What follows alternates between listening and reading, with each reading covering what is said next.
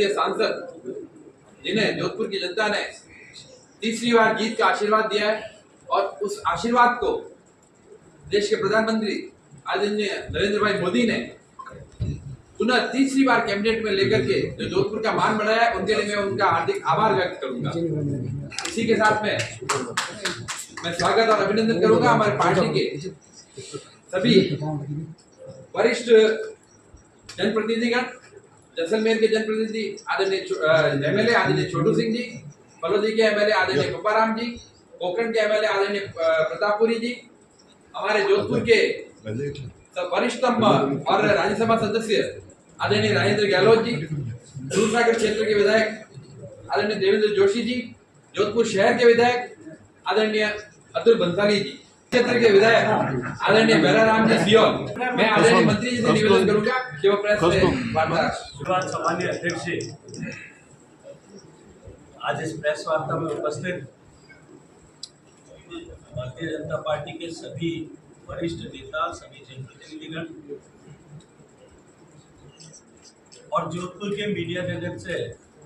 ताल्लुक रखने वाले मेरे सारे मीडिया जगत के बंधुओं, मैं पहले अपनी बात शुरू करूं उससे पहले आप सबका हृदयपूर्वक धन्यवाद करना चाहता हूं। लोकसभा चुनाव के कालखंड में जिस तरह से आपने तमाम तरह के प्रलोभनों को दरकिनार करके आप सब ने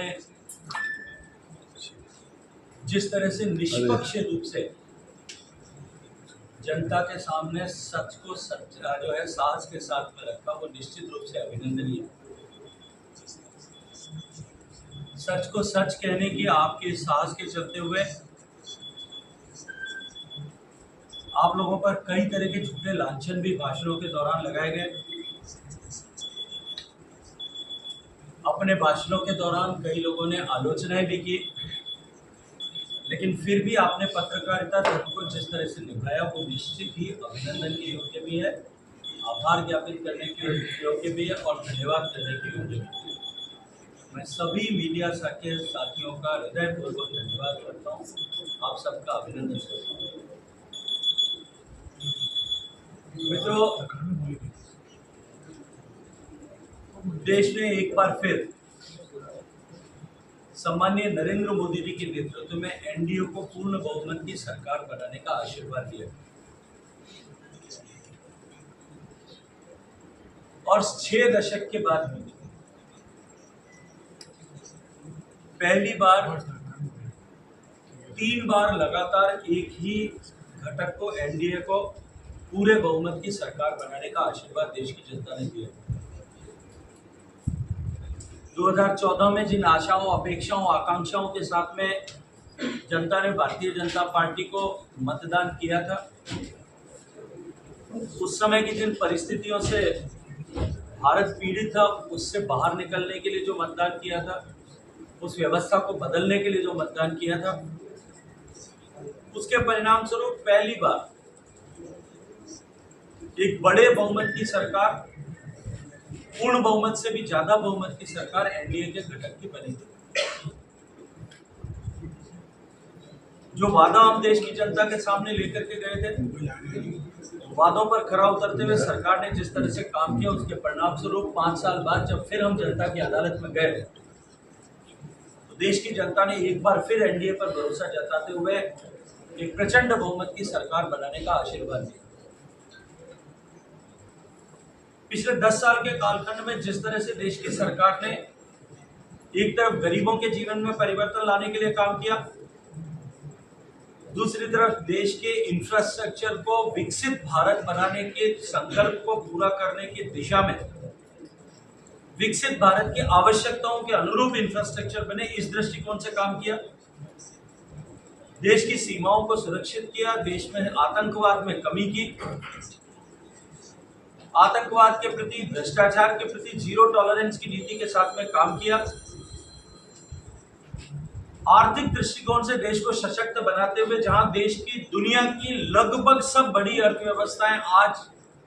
मंदी के दौर से गुजर रही हैं, एक बड़ी मंदी की तरफ अग्रसर है, ऐसे समय में भारत को जो कभी 2014 में फ्रजाइल 5 कंट्री जो सबसे कमजोर बड़ी अर्थव्यवस्थाएं थी, साउथ अफ्रीका, ब्राजील, इंडोनेशिया, उनकी श्रृंखला में जहां भारत को गिना गया था, माना गया था, वहां से बाहर निकाल करके top 5 economies of the world में सम्मिलित किया। न केवल सम्मिलित किया, अपितु पूरी दुनिया ने इस बात की तारीफ की, तस्दीक की कि भारत की अर्थव्यवस्था इस भीषण जो है वैश्विक मंदी के दौर में एक पावर हाउस की तरह जो है पूरी दुनिया की अर्थव्यवस्था को आगे बढ़ाने के लिए काम करे। हम दुनिया की सबसे बड़ी अर्थव्यवस्था बने, सबसे तेज गति से बढ़ने वाली अर्थव्यवस्था बने,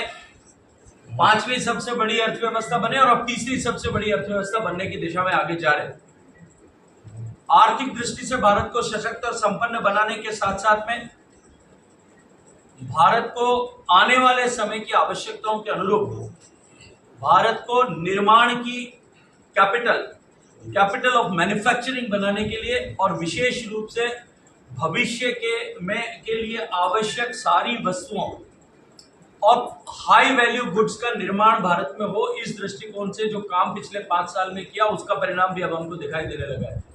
जो भारत इलेक्ट्रॉनिक्स का सबसे बड़ा आयातक था,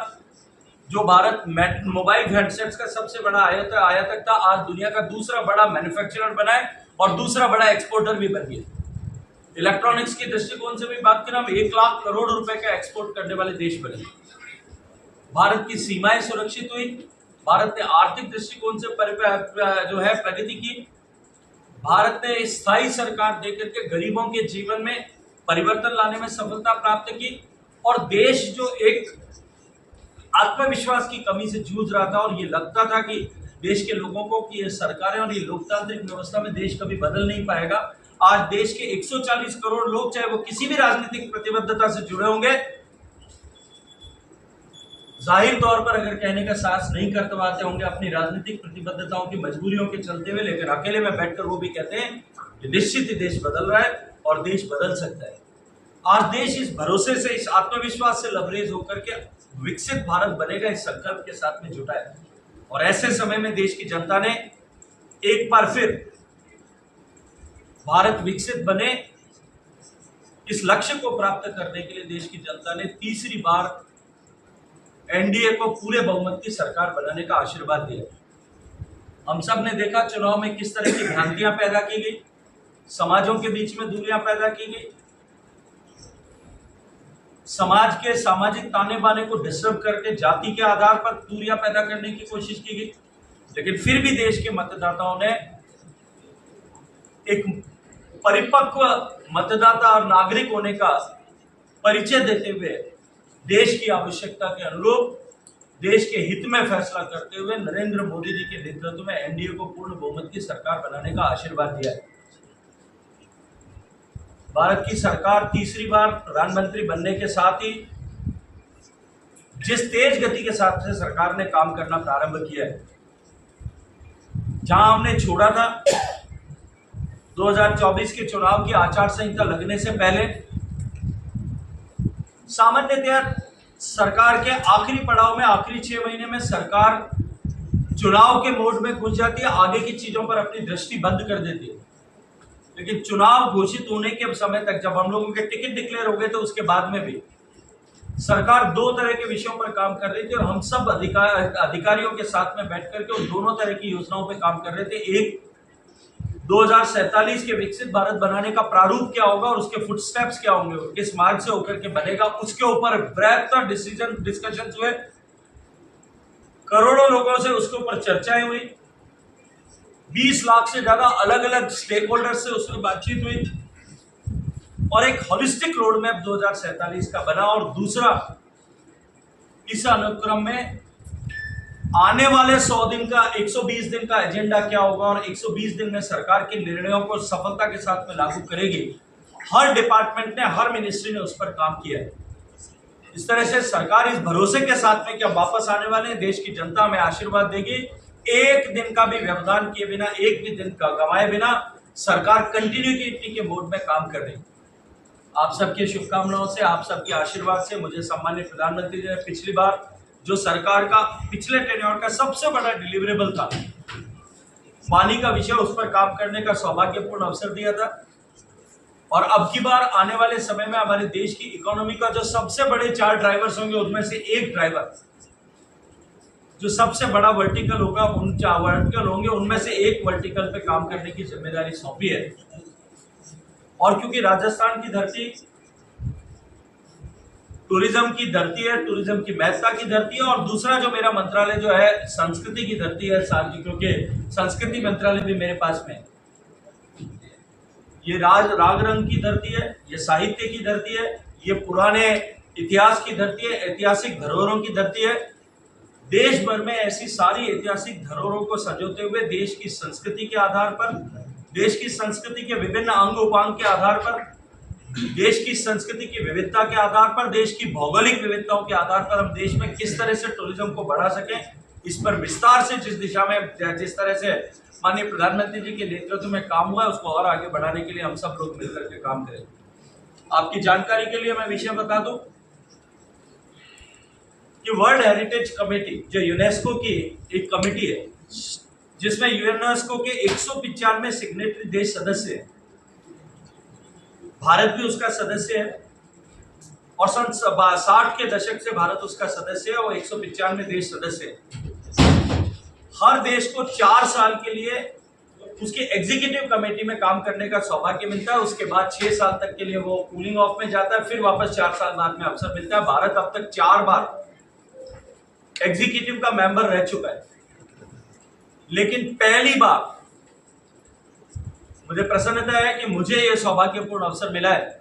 कि पहली बार वर्ल्ड हेरिटेज कमेटी का प्रेसिडेंसी भारत के पास में है, और पहली बार वर्ल्ड हेरिटेज कमेटी की मीटिंग भी भारत में अगले महीने में होने वाली है, जिसमें 195 देशों के प्रतिनिधि यहाँ भारत में बैठ करके जो विश्व धरोहरें हैं, जिनको हम वर्ल्ड हेरिटेज साइट्स कहते हैं, वैसी भारत में दुनिया की फर्स्ट 3 कंट्रीज में भारत आता है। उन वैश्विक धरोहरों के लेखा जोखा किया जाता है कि कौन सी धरोहर ठीक से मेंटेन की जा रही है, कौन सी नहीं की जा रही है, किसको डिलिस्ट करना है, किसको वार्निंग इशू करनी है, और एक देश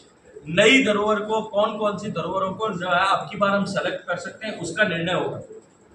मैं प्रसन्नता के साथ में आपको बता सकता हूं कि माननीय मोदी जी के नेतृत्व में पिछले 5 साल तक लगातार, and this is a first incident, historically पहला हुआ है, इससे पहले किसी देश को यह सौभाग्य नहीं मिला कि 5 साल तक लगातार भारत की किसी ने किसी एक जो है प्रोजेक्ट जो हमने डोजियर सबमिट किया था, उस डोजियर को जो है वर्ल्ड हेरिटेज कमेटी ने वर्ल्ड हेरिटेज साइट के रूप में डिक्लेयर किया। और मुझे पूरा भरोसा है कि इस बार भी वर्ल्ड हेरिटेज साइट भारत को एक और मिलेगी। इसके अतिरिक्त दुनिया में जो म्यूजियम की दुनिया में आज की तारीख में विश्व में जो सबसे बड़ा म्यूजियम है, वो फ्रांस का लुवरे म्यूजियम है, जो कभी फ्रांस के सरकार का इन्वेस्टमेंट एंड फाइनेंस की मिनिस्ट्री की बिल्डिंग होती थी। उस बिल्डिंग को कन्वर्ट करके म्यूजियम बनाया गया। वो लगभग 70,000 स्क्वायर मीटर में है, जिसमें डिस्प्ले एरिया 50,000 स्क्वायर मीटर का है। भारत में नरेंद्र मोदी जी के नेतृत्व में जो सेंट्रल विस्टा प्रोजेक्ट बन रहा है, वो प्रोजेक्ट में ऑफिस शिफ्ट होने के बाद में 2025 के साल में जो है नॉर्थ और साउथ ब्लॉक दोनों म्यूजियम बनेंगे, और वो दुनिया के सबसे बड़ा म्यूजियम होगा। ल्यूरे म्यूजियम से भी लगभग दुगने से ज्यादा कैपेसिटी का होगा, और ये भारत में एक आत्मा आश्चर्य खड़ा होने वाला है, जहां हम भारत की प्रागैतिहासिक काल से लेकर के अब तक की प्रगति की यात्रा, और किस तरह से भारत ने पूरे विश्व को आलोकित किया विभिन्न पक्षों में, चाहे बौद्धिक संपदा के रूप में, चाहे ज्ञान और विज्ञान के रूप में, कला और संस्कृति के रूप में, भारत ने किस तरह से पूरे विश्व का मार्गदर्शन किया, उसका दर्शन वहां एक स्थान पर हो सकेगा। उसके लिए भारत सरकार ने अभी फ्रांस की सरकार के साथ में prime minister to president level पर, गवर्नमेंट टू गवर्नमेंट लेवल पर, क्या हाईएस्ट लेवल पर जो है समझौता किया है। उसकी एक मीटिंग, अब तक कई मीटिंग हुई हैं, उसमें से कल एक कमेटी की मीटिंग 3 दिन का दौरा होकर के पूरी हुई है, और मुझे ये सौभाग्यपूर्ण अवसर मिला है कि हम उस दुनिया के सबसे बड़े म्यूजियम को एग्जीक्यूट कर सकें। इस तरह से ये जो अवसर मुझे मिला है, राजस्थान को इसका लाभ हो, जोधपुर को इसका लाभ हो, और देश को निश्चित रूप से इसका लाभ हो, इस विषय को लेकर के आप सबके सहयोग से हम सब लोग मिलकर के काम करेंगे। आप सब ने अब तक जो सहयोग दिया, उसके लिए भी मैं हृदयपूर्वक आपका धन्यवाद करता हूं। मैंने अभी अधिकारियों के साथ में बैठ करके विभिन्न विषयों की समीक्षा की थी। जल का विषय, बिजली का विषय, चिकित्सा का विषय, जो मूलभूत आवश्यकताओं से जुड़े हुए ऐसे 3-4 विषयों पर बातचीत की थी। आने वाले समय में, क्योंकि अभी एक दुर्घटना जोधपुर में हुई, निश्चित ही दुर्भाग्यपूर्ण थी कि प्रशासन की कहीं न कहीं चूक और लापरवाही के चलते हुए एक व्यक्ति को अपना जीवन खोना पड़ा। ऐसी परिस्थिति दोबारा न हो और इस परिस्थिति के जिम्मेदार जो लोग हैं उनके खिलाफ कार्रवाई हो, इसको सुनिश्चित करने के लिए भी चर्चा हमने की, अभी निर्देश दिए हैं। हम इस डबल इंजन की सरकार में कमिटेड होकर के और अपने क्षेत्र के भले के लिए, अपने प्रदेश के भले के लिए, देश के भले के लिए हम सब मिलकर के काम करें, इस संकल्प के साथ में हम जुटे हैं। आप सब लोगों का मैं बहुत सारा धन्यवाद करता हूं, अभिनंदन। जोधपुर और राजस्थान को विशेष क्या आपने सपना समझा है क्या? अभी मुझे लगता है कि ये प्रश्न थोड़ा जरूरत से जल्दी है, थोड़ा सा रुकिए, क्योंकि state government ultimately tourism is state subject. Let the state begin with the plans. उनको अपने प्लान बनाने के लिए मैंने कहा है, वो अपने प्लान सबमिट करेंगे, अकॉर्डिंगली उन प्लान्स को प्रायोरिटी के साथ में पूरा कर सकें, इस दृष्टिकोण से काम करेंगे। लेकिन टूरिज्म की जो परिभाषाएं बदल रही, जिस तरह से इमर्सिव टूरिज्म की दुनिया आज डेवलप हुई है, एक्सपीरियंशियल टूरिज्म की दुनिया आज डेवलप हुई है, उसमें राजस्थान में जो संभावनाएं हैं और देश में जो संभावनाएं हैं, उन संभावनाओं के अनुरूप हम काम कर सके, इसके निर्देश मैंने अधिकारियों को दिल्ली के स्तर पर दिए हैं। शीघ्र ही राज्यों के साथ में बैठक करके राज्यों के उसमें तैयारी और प्रस्ताव दोनों को जानते हुए, क्योंकि भारत एक ऐसा देश है जिसकी डोमेस्टिक टूरिज्म की ताकत सबसे बड़ी है। आज अगर हम अपने पीयर कॉम्पिटिटर्स के दृष्टिकोण से देखें तो हमको लगता है कि हमारे पास इतना बड़ा देश, इतनी सारी संपदाएं होते हुए भी दुनिया के मात्र 1 करोड़ लोग भारत में आते हैं, जबकि हमारे पड़ोस में श्रीलंका में, थाईलैंड में, सिंगापुर में, दुबई में, इन सब देशों में ये जो संख्या है ये 2 से 4 करोड़ के बीच में। इसको लेकर के कुछ लोग इस विषय पर आलोचना कर सकते हैं, लेकिन मैं इसको दूसरे दृष्टिकोण से देखता हूँ। उनके यहाँ जो 2 करोड़ है, 3 करोड़ है, 4 करोड़ है, 2.5 करोड़ है, वो उतना ही नंबर है। भारत में 20 करोड़ डोमेस्टिक ट्रैवलर हर साल मूव करता है और ये संख्या भारत की बढ़ती हुई प्रोस्पेरिटी के साथ में निरंतर जो है हमारी जीडीपी की ग्रोथ के प्रोपोर्शन में बढ़ने वाली है। ऐसी परिस्थिति में भारत में टूरिज्म की अपार संभावनाएं हैं और इस वर्टिकल को हम जो अभी जीडीपी में 6.2% कंट्रीब्यूट करता है, और टूरिज्म क्योंकि सबसे ज्यादा रोजगार पैदा करने वाला जो है वो सब डोमेन है, तो हम इसको 6.2% से 10% तक कैसे ले जा सकते हैं, इसके ऊपर होलिस्टिक प्लान करके माननीय प्रधानमंत्री जी के नेतृत्व में हम काम करेंगे। जोधपुर की जितनी पॉपुलेशन है उतने आजकल टूरिस्ट आने लगे। 16.5 लाख आए थे कहाँ पे? 2023 में जोधपुर में टूरिस्ट। तो सर आपने कोई तो ड्रीम होगा आपका, जोधपुर को ऐसा बनाएंगे, कुछ तो सोचा होगा। अभी थोड़ा सा रुक जाइए, उसके बारे में विस्तार से बात वेडिंग और धार्मिक टूरिज्म की निश्चित रूप से टूरिज्म के जो वर्टिकल्स हैं उसमें वेडिंग टूरिज्म भी है, उसमें रिलीजियस टूरिज्म भी है, उसमें नेचर बेस्ड टूरिज्म भी है, उसमें वाइल्ड लाइफ बेस्ड टूरिज्म भी है, उसमें कल्चर बेस्ड टूरिज्म भी है, उसमें एक्टिविटी बेस्ड टूरिज्म भी है, उसमें जो है एडवेंचर बेस्ड टूरिज्म भी है, और उसमें जो है वो फन बेस्ड टूरिज्म भी है। सब तरह के टूरिज्म के वर्टिकल पे एक साथ होलिस्टिकली प्लान किया। सर प्रधानमंत्री जी से आपकी मुलाकात हुई थी, उन्होंने कहा था ये डिपार्टमेंट जो आपको दे रहा है पैशन से दे रहा है, तो आपका पैशन क्या, आपका लक्ष्य क्या है संस्कृति और पर्यटन मंत्रालय? देखिए, पैशन पर्यटन के लिए नहीं, काम के प्रति जो पैशन है उसको देख करके उन्होंने मुझे आशीर्वाद दिया। जब मुझे याद आता है कि जब मुझे जनशक्ति मंत्रालय का काम दिया था, तब जो नीति आयोग की मीटिंग थी राष्ट्रपति भवन में, माननीय राष्ट्रपति जी की, उपराष्ट्रपति जी की उपस्थिति में, तब निवर्तमान मुख्यमंत्री आदरणीय गहलोत साहब ने ऐसे मेरा हाथ पकड़ के प्रधानमंत्री जी के सामने कहा था कि आपने बहुत अच्छा काम किया कि आपने जल शक्ति मंत्रालय की जिम्मेदारी गजेंद्र सिंह जी को दी और आपने इनको मंत्री बनाया। तब प्रधानमंत्री जी ने ये कहा था कि पानी की कीमत जो है वो पश्चिमी राजस्थान के व्यक्ति से ज़्यादा कोई नहीं जान सकता, और जिस आदमी का जन्म जैसलमेर में हो उससे ज़्यादा कोई नहीं जान सकता। और अब की बार उनका कहना था कि जो राजस्थान में जिस तरह का सांस्कृतिक विविधता है, उस दृष्टिकोण से राजस्थान के व्यक्ति से ज़्यादा संस्कृति की समझ किसी को नहीं हो सकती, इसलिए आशीर्वाद। हमारी हर एक धरोहर सुरक्षित रहे, संरक्षित रहे, ये सरकार की अंततः जिम्मेदारी है और निश्चित ही हम इन सब विषयों पर काम। सर, जिस तरीके से पर्यटन जो प्रिंसिपल सेक्रेटरी गायत्री राठौर 2 बार पिछले साल भी कहा, इस साल भी कहा कि जोधपुर में नाइट टूरिज्म की जरूरत है, इसको लेकर कोई विभाग का प्लानिंग? देखिए, मैंने जैसा कहा कि टूरिज्म स्टेट सब्जेक्ट है, उनको अपने यहाँ किस तरह के नाइट टूरिज्म को बढ़ाना है, इस पर काम करने की आवश्यकता है। भारत सरकार का जहाँ सहयोग चाहिएगा वहाँ भारत सरकार 1 कदम की जगह 4 कदम बढ़ करके सहयोग सर एलिवेटेड अब जो है अंतिम चरण में कह रहे हैं सर, तो एलिवेटेड को लेकर सर थोड़ा सा इंतजार करिए, एक सप्ताह के बाद इस पे बात करें। सर इस बार जो संसद की नजर आ रहा अलग तरह का गठन हुआ है, जो पहले के 2-3 दिन निकले उसमें विपक्ष में काफी आक्रामक दृष्टि दिखाई है, तो आपको लगता है इस बार काम करना उतना आसान नहीं जितना पिछली बार हुआ था? देखिए, जनता ने जिनको नकार दिया वो अब अपनी ताकत का इस्तेमाल और लोकतंत्र के उस मंदिर में अपनी शक्ति का इस्तेमाल अपने नकारे जाने का बदला लेने के लिए वहाँ पर कर रहे हैं।